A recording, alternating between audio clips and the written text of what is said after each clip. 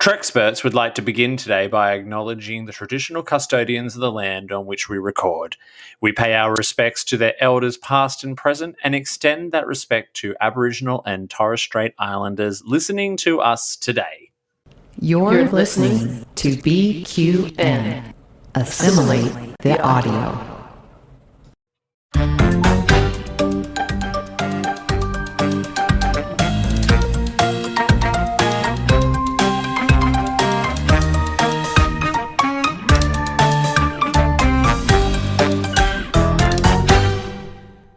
Hello, dear listeners, and welcome to the second episode of Treksperts Quiz.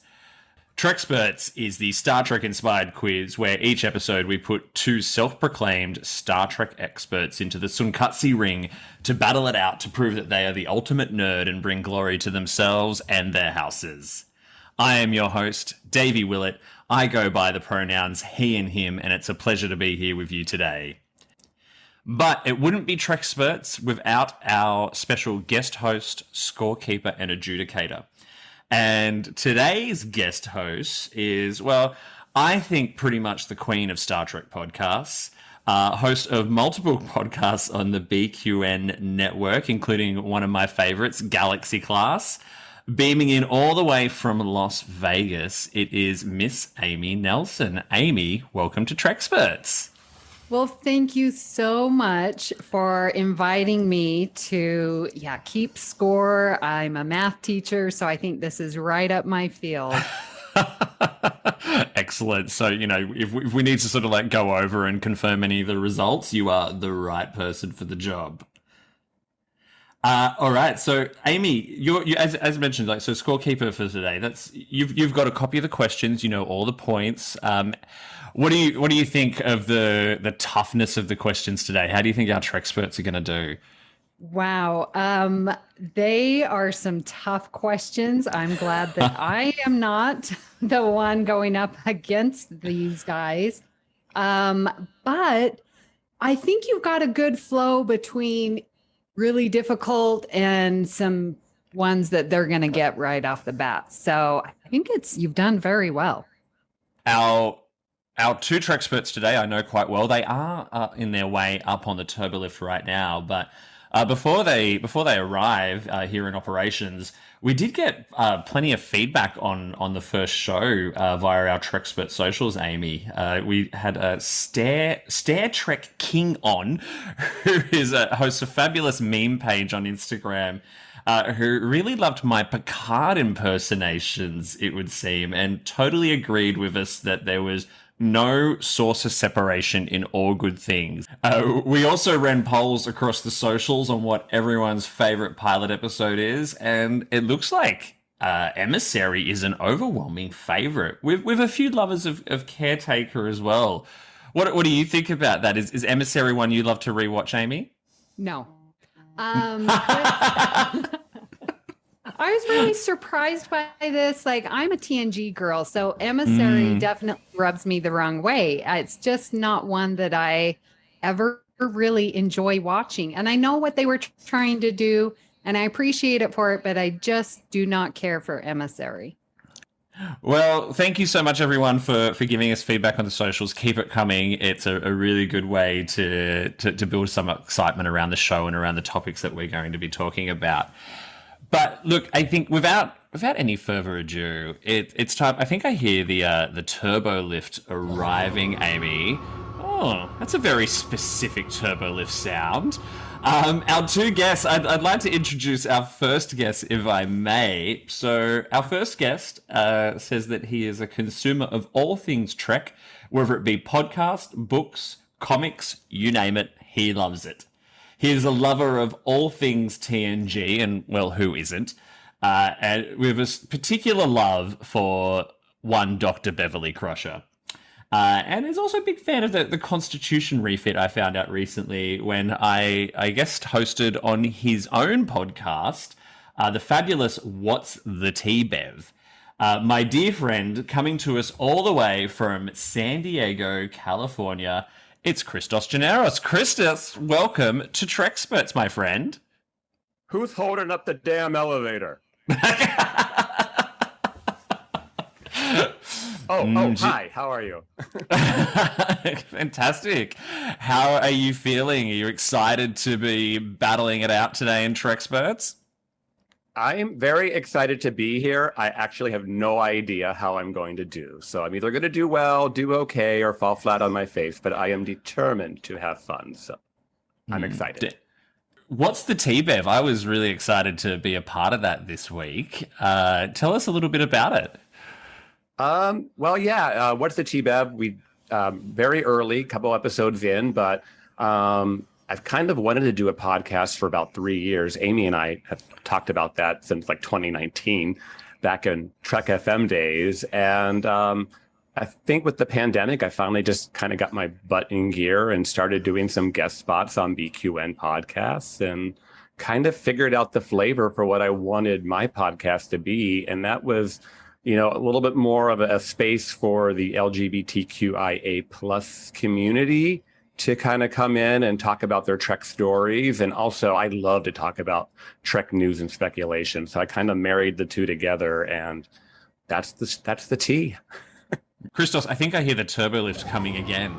That could be our second Trekspert arriving here in operations. And I've got some info here on him. Our second guest says that he's been watching Star Trek every day for over 30 years. That's quite amazing. He loves all the women in Trek. He's a big fan of Jadzia, Kira, Seven of Nine, and T'Pol. Like all the Berman era Trek women, as he refers to them. And he's a big fan of the Enterprise D, and quite frankly, who isn't? So coming to us all the way from Manchester in the UK, that's quite a long turbo lift ride. It is another dear friend of mine, Mr. Kelvin Wood. Kelvin, hello, welcome to Treksperts. Hello, Davey, my love. Thank you so much for, I would say inviting me on, but I think I just harassed you saying I must come on this quiz as soon as you announced you were doing it. So thank you for having me on so early in the run.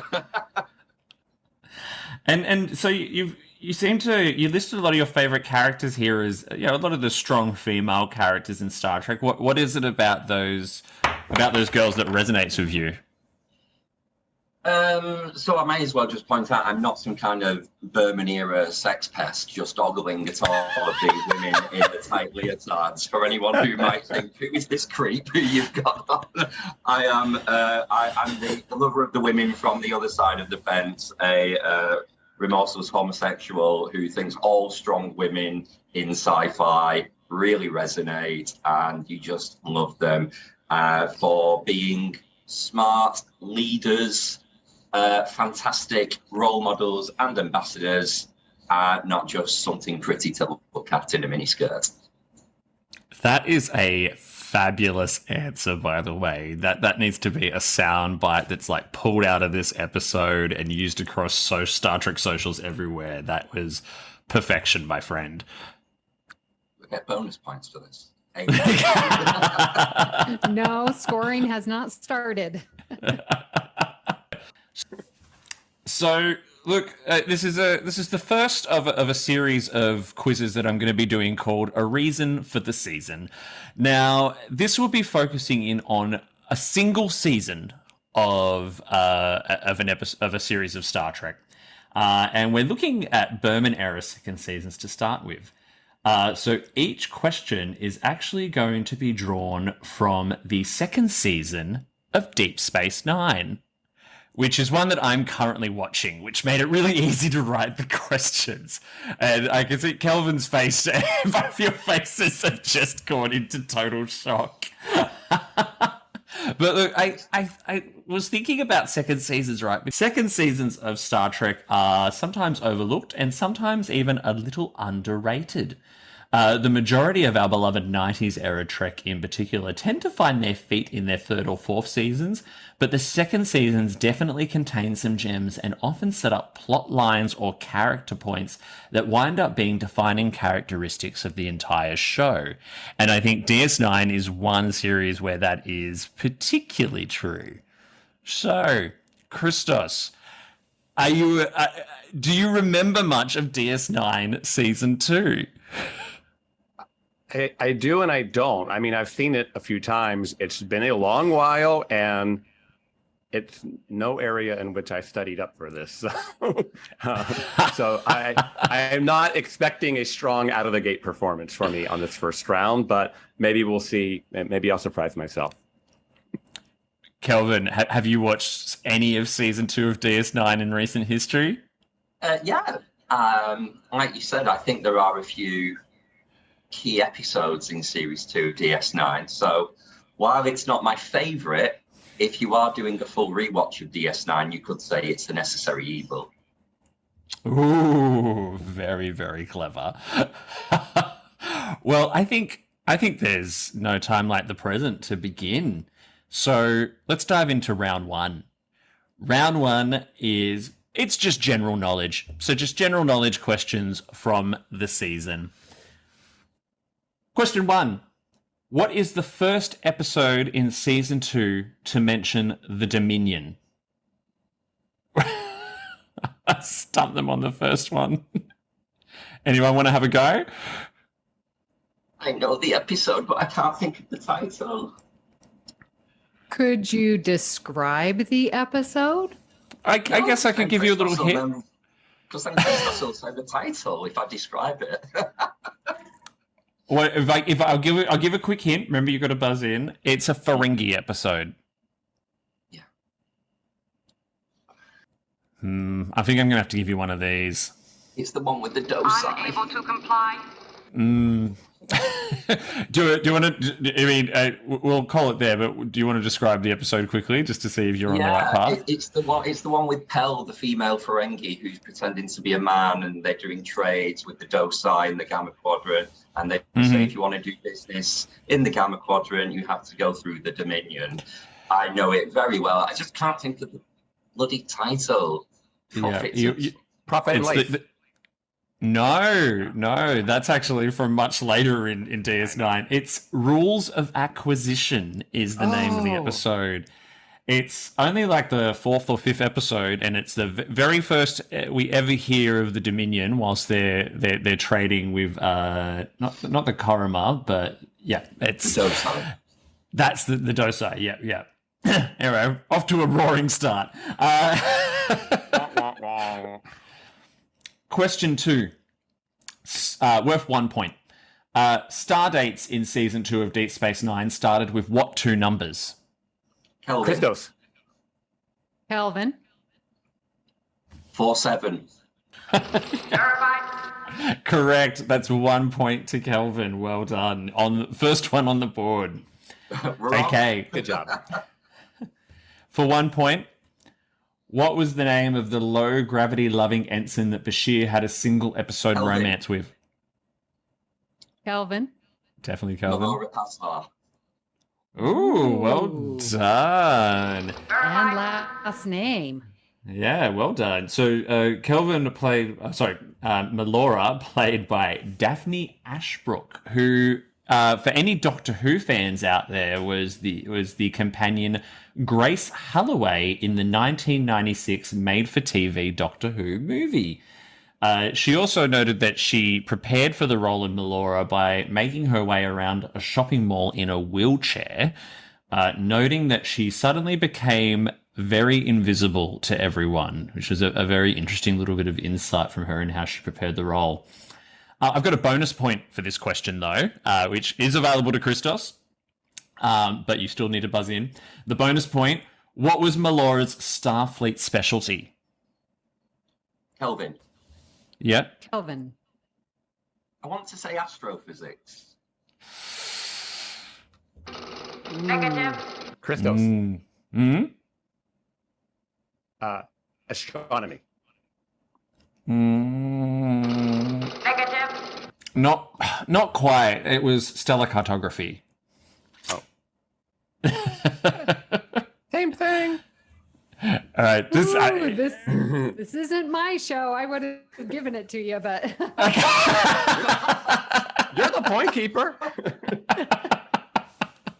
And there's the primary school teacher. Stellar cartography is a department. Astronomy is what they do in stellar cartography.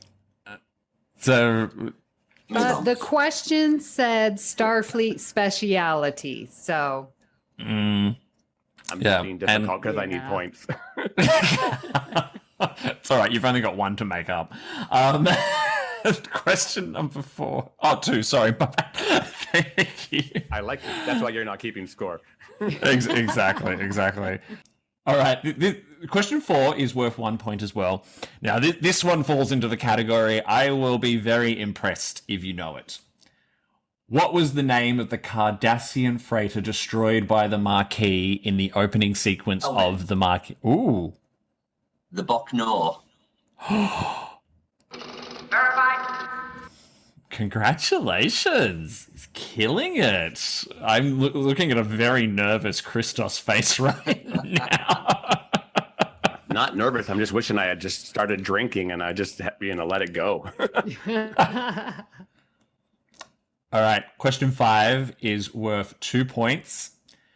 Which Voyager actor played a Klingon in season 2 of Deep Space Nine, and what was the name of the episode they appeared in? Kelvin. Yep. It was Tim Russ, and it was in Basic Procedures. Verified. You are absolutely killing it, my friend. That is correct. Tim Russ, who I think we saw guest star several times throughout the Next Generation, and made a brief appearance in Generations as well. Whew. All right. So, question 6. I didn't know Tim Russ. I just didn't know the other part. So if it is a 2-pointer question like that and you know one of the answers, can you buzz in and answer one and get a point? Or do you... Of course you can. Okay. Yep. You can even try and buzz in before I finish the question and see if you know what both parts are going to be. But that's a risk that's entirely... I've learned better than that. Alrighty. So question 6. We hear Chief O'Brien's coffee order for the first time in season 2 in the episode Whispers. What is his coffee order? Kelvin. Christos. Kelvin. Jamaican blend, double strong, double sweet. Verified. That's correct. I love that episode. Dear. All right, so question 7 of 9. Question 7 of 9 is always worth a few points, and it's well worth listening to the whole question. We have 6 points up for grabs with question 7 of 9. What were the names of the 3 original series Klingons who appeared in the episode Blood Oath? Bonus points if you can name the original series episodes they appeared in also. Kelvin. Yep. Right, okay, there's a lot on offer here. So Korkang and Koloth. That's, yep, all 3 are correct. Kor was from Errand of Mercy. Yes. Koloth came next in Trouble with Tribbles. Yes. Kang, I think he came last in, was it Day of the Dove? Verified. Like, all correct. I am absolutely stunned. Do you have a copy of the questions and answers? I know. Like, this is insane. Wow, 6 points. Now, Do you sometimes wish you might be this good at your job, or something that like really matters to have this level of encyclopedic knowledge? yeah. All right. Question 8. Worth 1 point. In the episode Playing God, we are introduced to Cardassian voles. True or false, there is a real-life rodent on Earth also named voles. Christos. Kelvin. True. Verified. It is indeed true. Voles are small rodents that are relatives of lemmings and hamsters, but with a stouter body, a longer hairy tail, and slightly rounder head, smaller eyes and ears, and differently formed molars, if you wanted to know anything about voles. Basically, they're just field mice. And I looked up photos of them. They're a lot cuter than the Cardassian voles too, for the most part, if you find mice cute. Okay, final question. Now, there is one initial point up for grab, but we've got a couple of bonus points after as well. In episode 23, Crossover, we get to see what for the first time in Deep Space Nine? Kelvin. Mm-hmm. The Mirror Universe. Verified. That's correct. For 2 bonus points, which 2 characters cross over into the Mirror Universe? Kelvin. Yep. Kira and Bashir. Okay, cool. Assuming that he got those correct, because my headphones just cut out. Yes, Amy, did you hear me, or is he just assuming I got it correct? I heard I'm you. smashing it. There you go. He lost one too. And we have a final bonus point. Which series regular did not have a Mirror Universe counterpart in this episode? Kelvin. Yep. Bashir. Incorrect. Christos, you get a free shot. Sure, I will say Quark, because I have not seen season 2 forever. So Incorrect. It was Jadzia. That's the end of round 1. Well, did we get the hell off the station now? Christos has to go to war processing. At the end of round 1, Amy, what are our points? Who's in the lead? I think it's obvious, but what are they actually on? Well, for after round 1, Kelvin has an amazing 16 points and Christos has 1.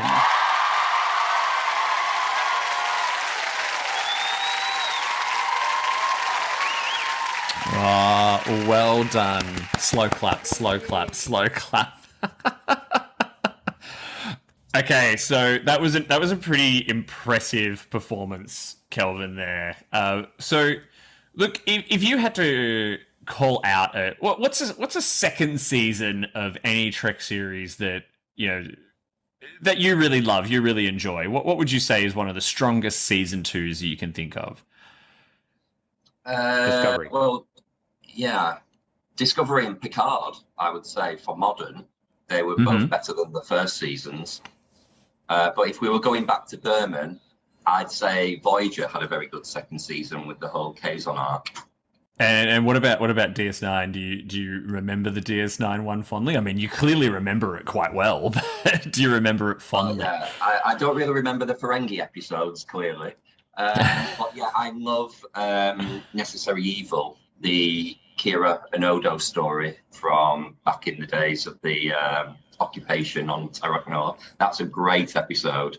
Whispers, as I've said, I love. And then, yeah, it ends with the Gem Hadar as well, which is a fantastic episode that sets everything up. Yeah, it's really, really, really strong. And yeah, Necessary Evil, watched that one just recently, and I remember how exciting it was to see, finally get to see Terok Nor and what the Cardassian occupation must have been like. The change in tone and just the change in lighting, just seeing, which is often a Star Trek directorial kind of choice. It's like, all right, if we need to make it seem like it's evil and really oppressive, then lower the lights. Christos, what about yourself? Is there a second season for you that you love? You mentioned Discovery just then. Yeah, I love Discovery second season. For me, like, I don't know why I don't visit. For me, I guess maybe DS9 really gets going during season 4, maybe a little bit of season 3 is where I really kind of, when I jump into it, that's where I start watching. With Voyager, same thing is like I watched season 1. I was a senior in high school, and then I kind of start my little like 2-3 year period where I was away at college and lost a little bit of track of Star Trek. Although I've gone back and seen them, I guess I just don't like focus on those couple of years there. So I'm with Voyager definitely picking back up when 7 joins the show, and I really enjoy it from there. But yeah, I think that whole Berman era, there's gems when you go back and look at it, but most of the shows did not really start getting good until season 3-4. Yeah. Amy, what about yourself? Oh, for second seasons, yeah, I'm going to say the Orville. I really enjoy the Orville second season. I enjoy Next Gen season 2, starting with the child. It's great. I like the difference of Pulaski. It sets up a lot of things, but I'm going to call out the Orville, even though I know it's not Star Trek, but it is. Now, Davey. I'm so sorry. As scorekeeper, I miscounted that last question. Kelvin did get wrong. So I'm adjusting the scores. 15 for Kelvin, not 16. My apologies. There you go. We'll enter that into record. Thank you, Amy. So look, let's get back to the season 2 that we're all here to talk about, and that's Deep Space Nine. We've round 2 of Treksperts, and round 2 is behind the scenes. Now, Christos, you're a bit of a behind the scenes kind of man. I know you do your research for the various podcasts that you're on. So let's see if this one is your chance to come back. Is the whole show going to be about season 2 of DS9? Because I should probably just forfeit now. Because if we switch shows, I might have a chance, but in fairness, Christos, if it's a behind the scenes round, I'm rubbish at behind the scenes. All right. Well, I'll give that a shot. I definitely do a little bit better with that behind the scenes stuff. So, all right. Well, let's dive into it. So, question 1 is worth 1 point. Alexander Siddig has a famous uncle who has also appeared in Star Trek. Who is his uncle? Kelvin. Malcolm McDowell. Verified. Well done. Correct. Question 2, also 1 point. Which character from another Star Trek series was supposed to appear in Crossover but couldn't because of scheduling conflicts? We've got some... Christos. Yep. I'll say Data. Negative. Incorrect, I'm afraid. Kelvin, do you want to have a go? Kelvin, follow the rules. LaForge. Negative. No, it was actually supposed to be Worf. Allegedly, I almost guessed that. Almost. Almost.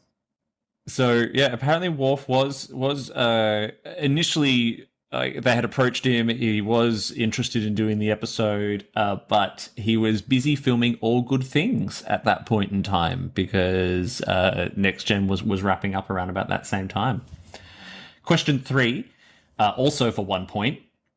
In The Homecoming, which is the season opener, one beloved DS9 character does not appear, and it's the first time this character does not appear on screen. Which character am I talking about? Kelvin. Mm-hmm. This is just a guess. Odo. Negative. Christos, you have a go? Yes, Christos. Quark. Negative. No, it is in fact Morn.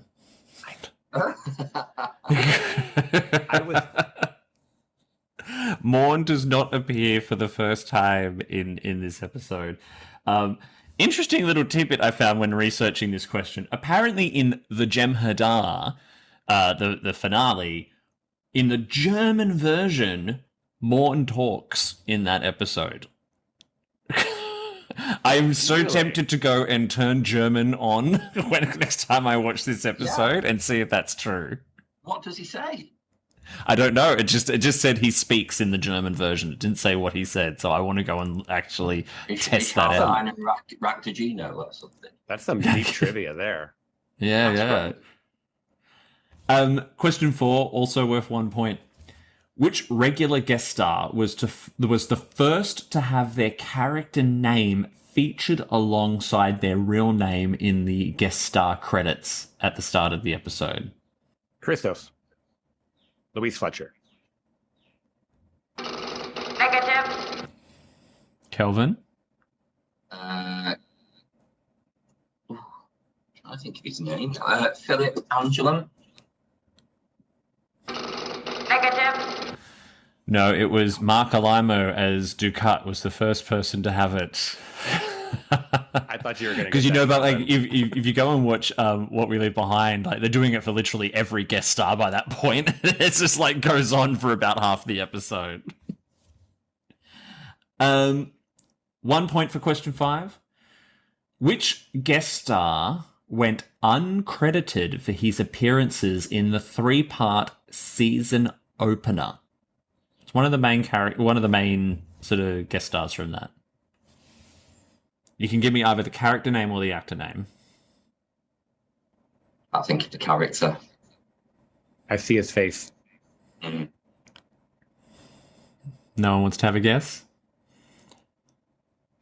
Unable to comply. All right. It was Minister Yarrow, played by, I could be pronouncing this incorrectly, Frank Langella? Or Langella? Who knows?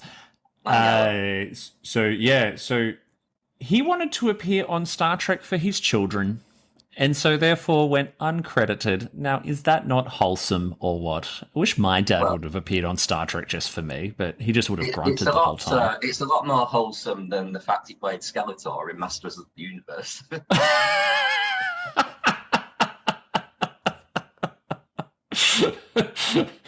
Well, love the actor, not the character. Is something no one ever says. All right, question 6 for 1 point. In The Homecoming, which canyon in California was used to film the Cardassia 4 scenes? The same area which would then go on to be used in many more DS9 episodes. What was the name of... Yep. Laurel Canyon. Negative. Kelvin, do you want to have a go? I don't know any valleys in California. It's called Soledad Canyon. I'd be naming wine regions or something. Was it the Napa Valley?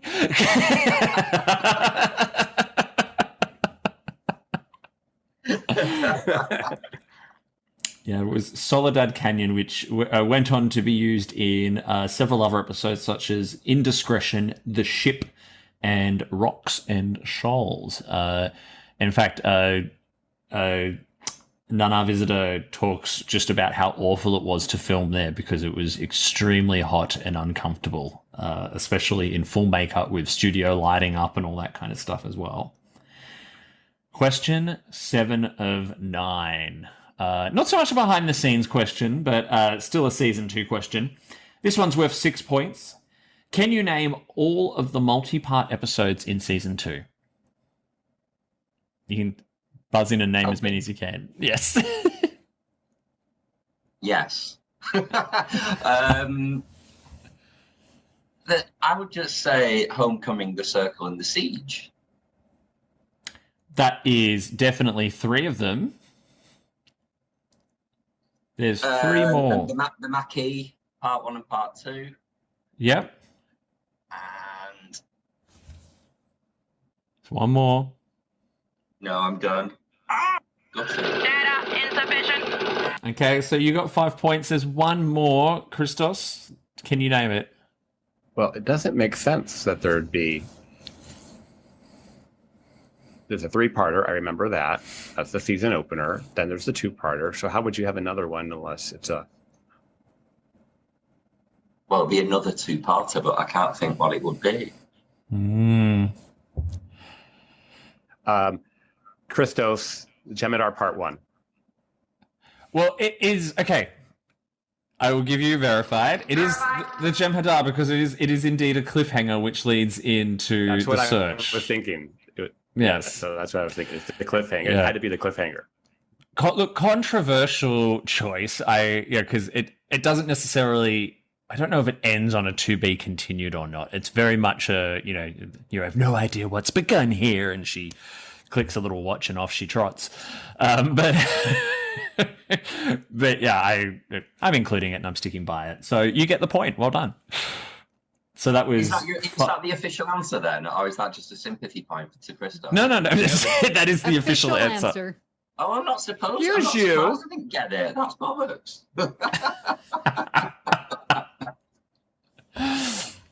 Look, this is... I'm feeling like this is going to be a trend in all my episodes now. Steward's inquiry. I mean, I'm going to have to build sympathy points in from now on. Look, you're in good company. Can Okay. we leave DS9, please? Oh, no, we've still got two more rounds. What we left behind, we can leave behind. Question 8, worth 1 point. The finale, the Jem'Hadar, was originally an idea for the DS9 Season 1 finale and was also intended to be a crossover event with TNG in which the Enterprise and Deep Space Nine fought off an invading force from the Gamma Quadrant. Is that true or false? Christos. False. Incorrect. Ooh. So, Kelvin, there's only one. True. Verified. Is correct. It was originally an idea that was conceived around the time of the season finale as a big crossover event, but for many reasons wasn't went ahead with. Too expensive. They seem to be quite averse to big, heavy crossovers like that because I think maybe episodic network television or weekly television at the time probably the viewers weren't quite ready for it, and I don't think DS9 had picked up quite as many TNG viewers at that point. So instead, it went on to become something that was seeded into season 2 as a longer arching arc. So, Davey, I'm not giving awarding that point because that's not. You can't do that on a true false. However, this is your show. If you instruct me to, I will, but I don't think I should. Ooh, you know what? I will leave that final decision up to you. So, and look, he's got enough points, so that's a fair enough. It's too easy. I didn't really have to earn that, did I? I don't need your charity. But yeah, he didn't earn it. Yeah. Yeah. No, I very, very fair, very fair. Final question for round 2.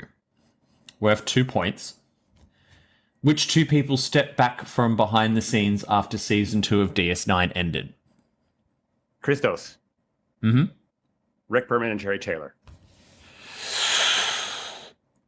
Data insufficient. One of those is correct, Rick Berman. The other one is incorrect, though. So you will get a point for Rick Berman. Kelvin, do you know who the other was? Michael Piller. That is indeed correct. Yes. In fact, Michael Pillow, even though he stepped back, because the Voyager started, Rick Berman was much more focused on Voyager. However, it was Michael Pillow who insisted that writers do things like the 3-part opener and start writing storylines to help the show differentiate itself from the next generation, despite the original series, the first season of Deep Space Nine being told to focus more on TNG-like stories. And then he buggered off. That's the end of round 2, which is also buggering off. And I think that calls for a score update. Amy, how are our Treksperts going? Well, I would like to highlight something interesting. In round 1, only 1 question was missed. However, in round 2, only 3 questions were answered. So round 2 was a little bit more difficult. With that, Kelvin, you added 7 more points, so your total is 22. Christos, you got 2 points, so your total is 3. Well done. Yes, we're getting a big flex at the moment for those listening at home, and a well-deserved one too. Congratulations, Christos, on that pickup. But Kelvin, you continue to... Get me out of here. Any words for your opponent at the moment, Kelvin? Anything you want to say to help encourage him? I'd say it's a good job you're pretty.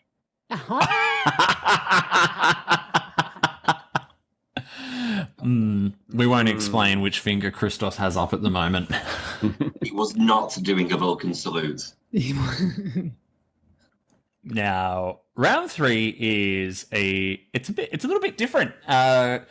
So I wanted to experiment with this. So round 3 is called Wait, they were in that? Now, as we know, our Star Trek favorite actors, well, we know them as best as their Star Trek characters. But would you believe that they have acting credits other than Star Trek? So, shock horror. For this round, I am going to read out the name of another movie or series. And I want you to tell me which Star Trek actor was in it. And a bonus point if you know the character that they played in that movie or TV show. So this is going to test your IMDb brains just a tiny little bit. Now, first one is the Disney animated film, The Little Mermaid. Looks of total confusion. Christos. Mm-hmm. I think it's Brent Spiner. Incorrect. And then No. I- Kelvin? I can't even think of something realistic, but I've now got images of Gates McFadden as Ariel, the Little Mermaid. She'd make Incorrect. That's what she was doing during season 2. Christos, I did cut you off this end. I think you were about to give your guess as to which character. So I want to give you that. Which character did you think possibly was played by someone from Star Trek? Deep Space Nine. These are all Deep Space Nine actors, by the way. I can't remember. Oh, it's a Deep Space Nine character. Actor. Oh, it's Rene Auberjonois, isn't it? Yeah, and I forget what he played, but yeah, and as soon as you said DS9, that just clicked for me. Yes. Yes. Okay. So I may not have been clear about that, but yes, they are all Deep Space Nine actors. So it is Rene Auberjonois was indeed in The Little Mermaid. He played the character of Louis, which is the chef who tries to cook Sebastian. Chef. You know, oh, what on earth? What is this? How on earth could I miss such a sweet little succulent crab? So that helps out. These are DS9 actors. Okay. Yes. They are indeed. So, Davey, can we give Christos that point because he got it? I think we will because the rules had not been properly explained. He got it. Yeah. He got it. So you get the point for Rene Auberjonois. Okay. Yeah. The second one. Now, this one should be easy. Buffy the Vampire Slayer.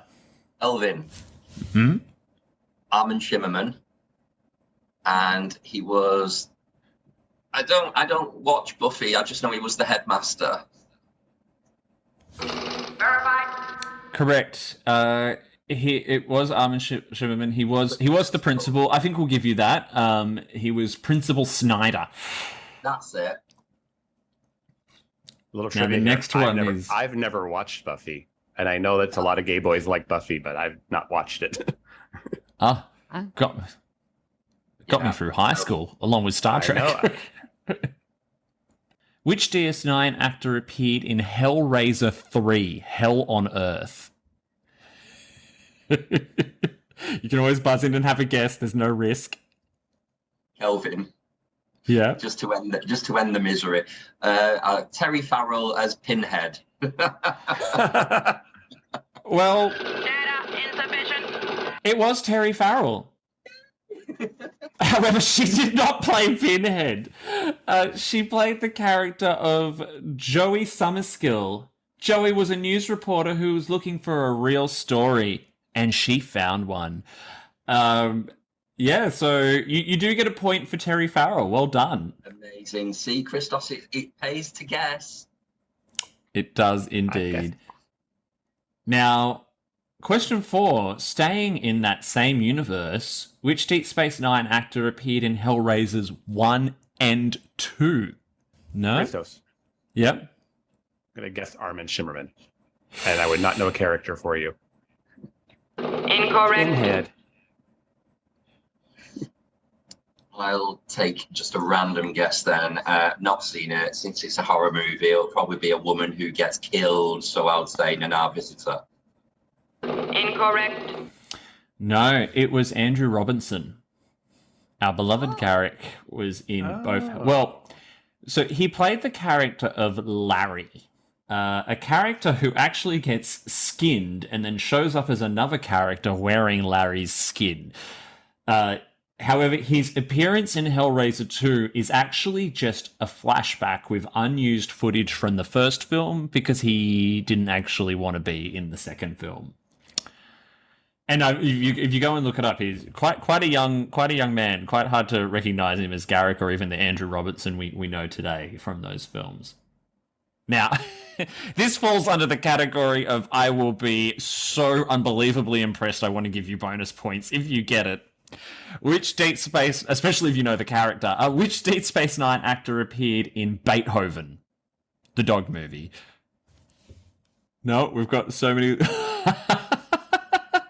Kelvin, I'll guess Sirach Lofton, because it's a kid's film, but I wouldn't know the character, so I'm just guessing for 1 point. Data insufficient. So you're correct. It was Sirach Lofton. He was indeed in it. Christos, I don't suppose you know what character he played. So, I was already in high school when that came out, and I would not have, did not watch that. That's all right. Look, you get the point for that, and I'm not surprised you did not know the character because he's credited as skateboarder number 1.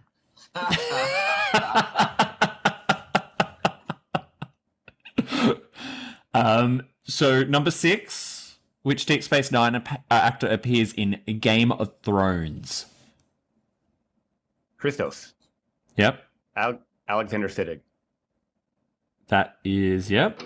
Verified. But which character? Do you know? I don't know. Went for half. That's all right. Kelvin, do you know the character? Absolutely not. A dragon.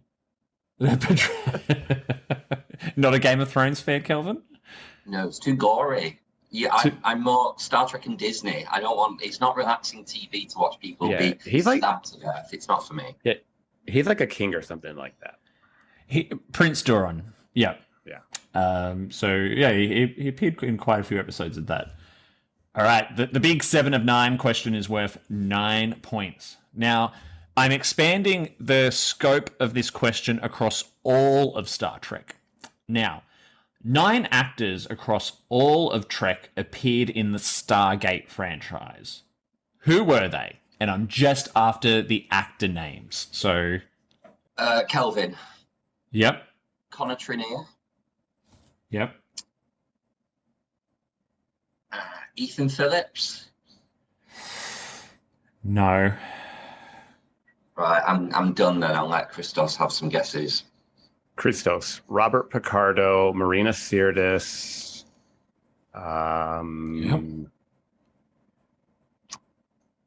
Rick, Trek Culture just did a video on this. Got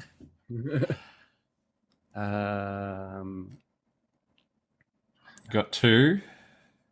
And this is for all of the Stargate. Yeah, all of the Stargates. Yep. Across all of them. Hint, hint.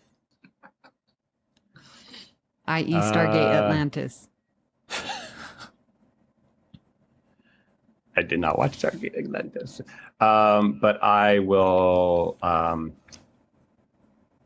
trying to think of the guy's name. I hate when I bug out on the actor's name. I'm looking right at him. 5 more seconds.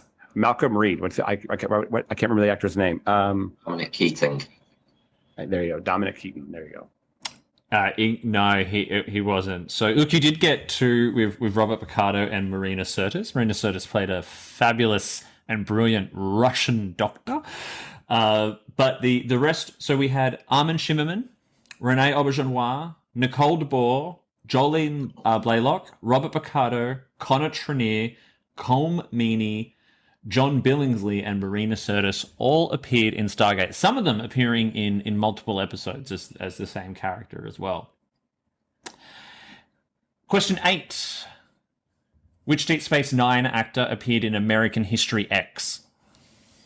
Kelvin. Avery Brooks. Guess. That is indeed correct, but do you know the character?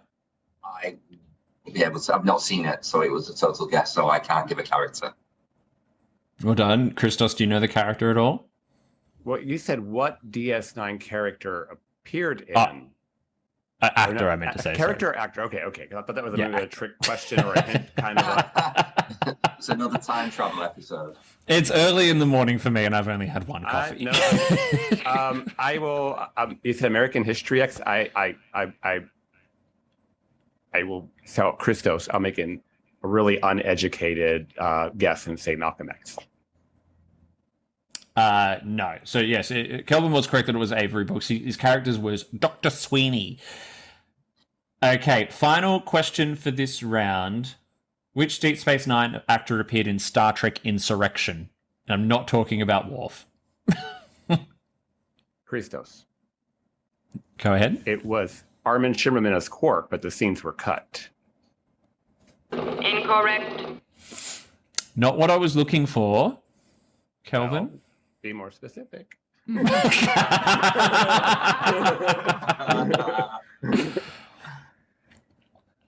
I don't know, but I'm raging that I don't know. This is a fabulous question. You were so close, Christos. It was a Ferengi. Oh, no, I do know. It was Max Grodenchik, Rom. He was in the library scene with Riker and Troy, but that was also cut. Well, most of it. But yeah, I think we still saw Max, but we didn't see the librarian. She got cut. Yeah. So he does appear in it. I feel like Amy kind of gave you that, by the way. Yeah, I'm not giving you the point. Yeah. Sorry. He's credited as Alien Ensign, and he is actually a Trill. He appears with the Trill spots on. So yeah. And also, I wanted to throw in a final little bonus point.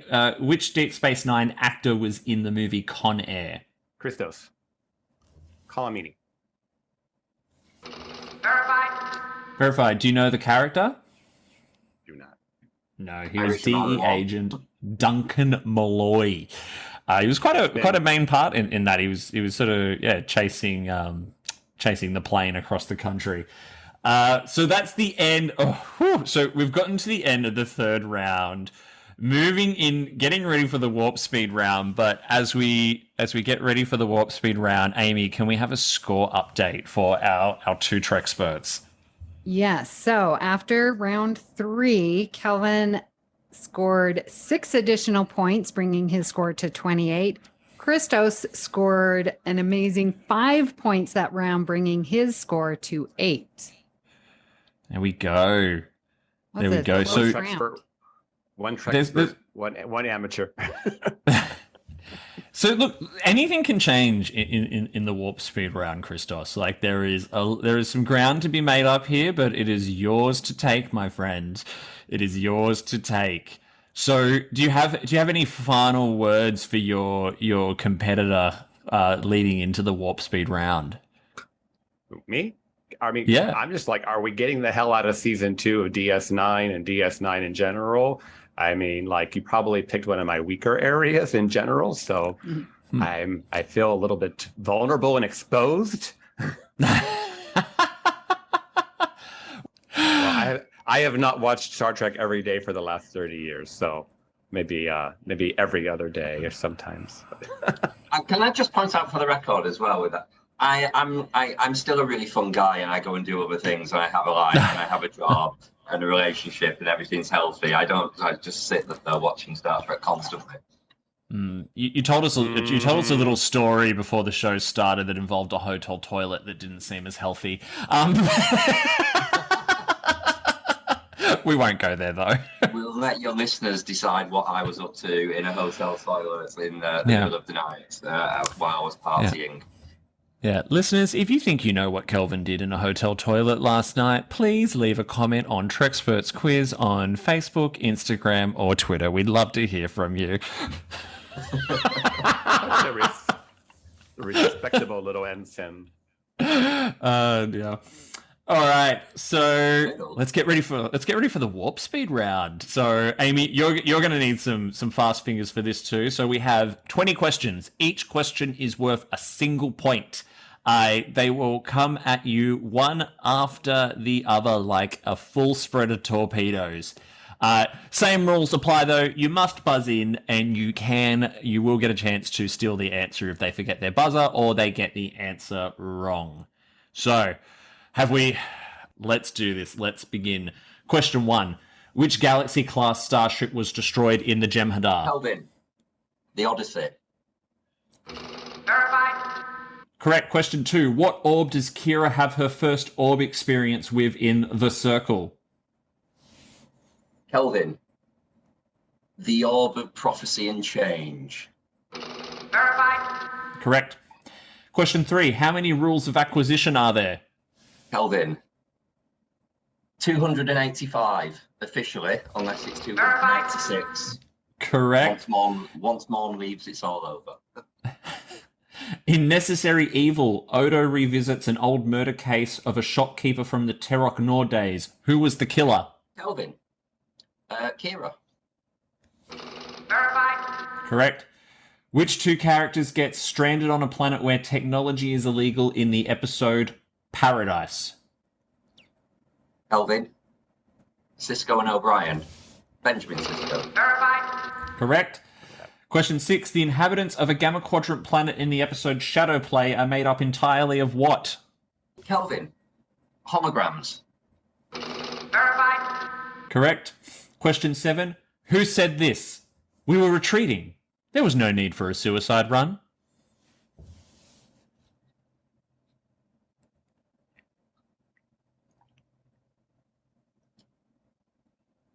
Kelvin. Unable to comply. Oh, I'll give it to you. What was it? Bashir. Correct. Verified. Question 8. What was the name of the first Vorta that we ever meet? Kelvin. Eris. Verified. Correct. Question 9. Benjamin Horn, who played Lee Narlis in the 3-part series opener, was also a regular in which quirky cult 90s series? Christos. Yep. Wings. What was that again, sorry? Wings. Oh. Incorrect. I have him down as Twin Peaks, but we may need to do a quick fact check to see if he was in Wings also. He was also in West Side Story in the 60s, which shared a director with Star Trek The Motion Picture. Question 10. Which character do we meet for the first time in the episode The Wire? Kelvin. Yep. Garrick. Oh, no. Incorrect. Christos, do you know it? Christos. And I'm just going to guess and say Kai Wynn. I'm afraid not. It was Incorrect. Anabrin Tain. There we go. Who takes on the role of Nestor, or aka lawyer, for O'Brien when he is put on trial by the Cardassians in Tribunal? Kelvin. Odo. Correct. Verified. In the same episode, which starship is ordered to the Cardassian border in response to O'Brien being imprisoned? Anyone want to guess? Unable to comply. The Enterprise. Question 13. What were the Ferengi trying to trade in the episode Rules of Acquisition? Kelvin. Tulaberry wine. Tulaberry wine it was. Who said it? 1 for you and 6 for me. Kelvin. Chris Clark. Verified. Correct. Question 15. What can the Vorta do in Season 2 that they are never seen doing again? Kelvin. I don't know what you'd call it. They kind of like manifest energy and it beams out of them. Like Do we give it to him, Amy? It? The energy bolt that comes out of her chest to turn the force field off. Or to attack the Jem'Hadar. A concussive charge. Whatever. Davey, I'm gonna defer to you unless you really defer to me, but I'm leaning no. Yeah. I'm looking for a word. Use a word. Use your words. What's one word to describe that? Pew pew. Pew pew. They had telekinetic powers. They had so you were describing it, but they had a form of telekinesis. Question 16. Quark falls in love with a woman from which species in Profit and Loss? Kelvin. Cardassian. Correct. Watched that episode last night. True or false? Jeffrey Combs makes his first appearance in season 2. Kelvin. False. That's correct. He doesn't appear until season 3. Question 18. We may have already mentioned this one. What was Pell's secret in Rules of Acquisition? Kelvin. She was a woman. Yes. And in love with Quark. In the episode Rivals, the character Martus opens another bar in the promenade in direct competition with Quark. What species was Martus? Kelvin. Elorian. And well done. And finally, name the actor who played Morn. Kelvin. Mark Allen Shepherd. That is indeed verified correct. Kelvin, good lord, holy moly. Take my breath away. That was insane. Well done. Thank you. Are you sure you didn't hack my email and get a copy of the questions before this started? Oh, love, if I was hacking your accounts, I wouldn't be going for your Star Trek questions. I'd be going for your secret pictures. Oh, just wait till my boyfriend listens to this. Great. I'm on the other side of the world. I'm no threat. His OnlyFans. Oh dear. All right. Well, I mean, I think we do need to check who is our ultimate Trekspert for today, Amy. Well, no surprise, Kelvin with an astounding 44 points. Woo, woo, woo, woo. Whoa, that is just to be the master of season 2 DS9. Not bitter. I'm very happy. I'm very happy. I'm just so sad that Christos was on mute for the entire. I know that beautiful microphone he's got there in front of him, and he didn't use it once. Woo! Are you going to come back for All Stars? My words. He's going to drown me on the cruise, aren't you? Yeah, bitch overboard, bitch overboard. Take me down to Puerto Vallarta and sell you.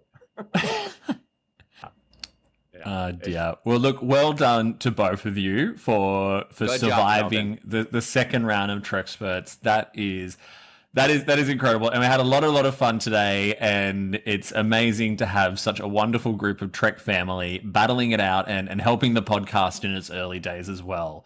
So to finish things off, Christos, tell us where can the Treksperts find you online? You can find me on Instagram or Twitter at either Greek Geek SD or at What's the T-Bev. Excellent. Look up What's the T-Bev. I'm on this week's episode. It's great. Kelvin. Your episode's about to surpass Kelvin's in ratings already. What? Oh, so you remembered to tag him properly then, did you? And Kelvin, where can our listeners interact with you online? You can find me on Twitter and Instagram on Kelvin's Timeline, or I'm on Facebook in the Federation group. And come at me. Excellent. Some people may take that literally. And dear Amy, thank you so much for being such an amazing adjudicator and scorekeeper, and for keeping us all honest, myself included, and being way more harsh than Anthony was in episode 1. Clearly, the difference between, I think, a high school teacher and a primary school teacher. Right. Where can our listeners find you? Well, I have a couple shows on BQN, so you can find me there. I am on Twitter at Miss Amy Nelson. I, too, am also in the Federation Facebook group. Thank you, Christos. So, yeah, you can find me there. Well, that is it for episode 2, everyone. Thank you to our Treksperts. Thank you to Amy. Remember that Treksperts will be coming to you every 2 weeks, wherever you get your podcasts from. You can find us online on Facebook, Instagram, and Twitter by searching for Treksperts Quiz. We welcome all feedback on our episodes. We are also taking comments on what we could be doing in terms of future topics, and also taking registrations of interest to be guests on future episodes as well. Join us again in 2 weeks' time, where we will have our 2 very special guests, Sophia and Adrienne of the Where's Bev podcast. Can't wait to have those 2 girls on. So now, until we see you next, whatever you do and wherever you go, make sure you go boldly. Peace out.